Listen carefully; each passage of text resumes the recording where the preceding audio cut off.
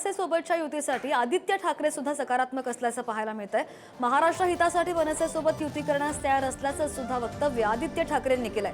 महाराष्ट्र हितासाठी साफ मनानं सोबत येतील, त्यांना सोबत घेऊ असंही आदित्य ठाकरेंचं म्हणणं आहे। आणि राज ठाकरेंनी दिलेल्या युतीच्या टाळीला आदित्य ठाकरेंकडून सुद्धा प्रतिटाळी मिळाल्याचं पाहायला मिळतंय।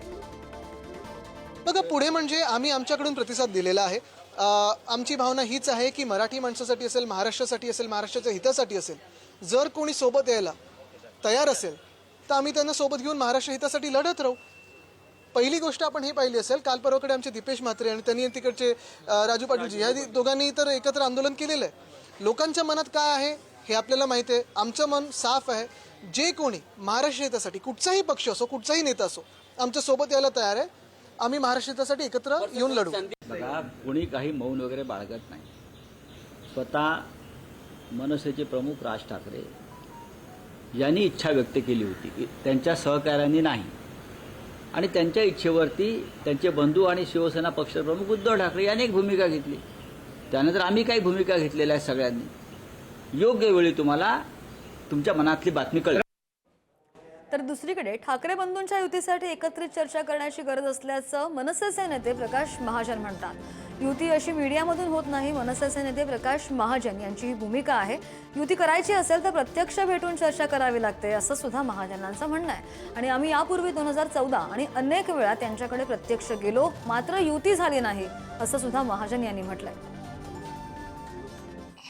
सध्या उद्धव ठाकरे आणि राज ठाकरे हे दोन्ही बंधू एकत्र येतील अशा जोरदार चर्चा आहेत, आणि त्याच पार्श्वभूमीवर आदित्य ठाकरे यांनी देखील हिरवा कंदील दिल्याचं आता सध्या चर्चेत आहेत। आणि या विषयावरती बोलण्यासाठी आपल्यासोबत मनसेचे ज्येष्ठ नेते प्रकाश महाजन आहेत। काका, कसं बघतात या ठिकाणी आदित्य ठाकरे यांनी देखील हिरवा कंदील दिला? कंदील दाखवून कुठे युती होत असते? युती कशी होत असती? इतके वर्ष भाजपच्या सोबत राहिलेत ते, तेवढं तरी भाजपकडून शिकायला पाहिजे असतं की किती चक्रा मारावं लागतात मातोश्रीवर। मीडियात कुठं कंदील दाखवून अशी युती होत नसते।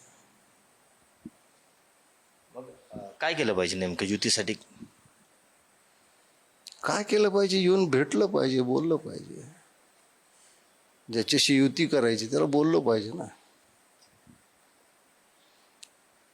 आदित्य ठाकरेंनी राज ठाकरे यांच्या घरी जायला पाहिजे आणि युती संदर्भातली बोलणी केली। काय हरकत आहे? त्यांचा योग्य ते सन्मानच होईल ना शिवतीर्थावर।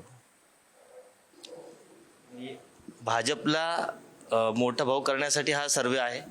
सर्वे भाजपनंच केलाय ना। अशा काही निपक्षपातीपणे कुणीतरी सर्वे केला आणि त्यांनी सांगितलं असं थोडंच आहे। आम्हीच सर्वे करायचा ना, आम्हालाच मोठे भाऊ म्हणायचं। खुदी कहे और खुदी समजे, बाकी त्याचं काय त्याच्यात? चल, तुम्ही जरी म्हणतायत की आदित्य ठाकरे यांनी राज ठाकरे यांच्याकडे यावं, मात्र तुमची भूमिका आहे का सध्या युती करण्याची?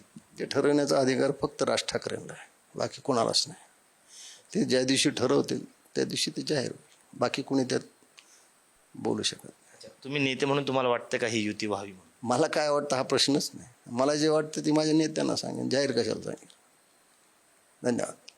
आपण पाहिले हे होते मनसेचे ज्येष्ठ नेते प्रकाश महाजन। युती अशी मीडियामधून होत नसते, युती करायची असेल तर प्रत्यक्ष भेटून चर्चा करावी लागते, अशा पद्धतीची प्रतिक्रिया महाजन यांनी दिली आहे। कॅमेरा पर्सन अमोल वाघुलेसह मी सचिन जिरे, पुढारी न्यूज, छत्रपती संभाजीनगर।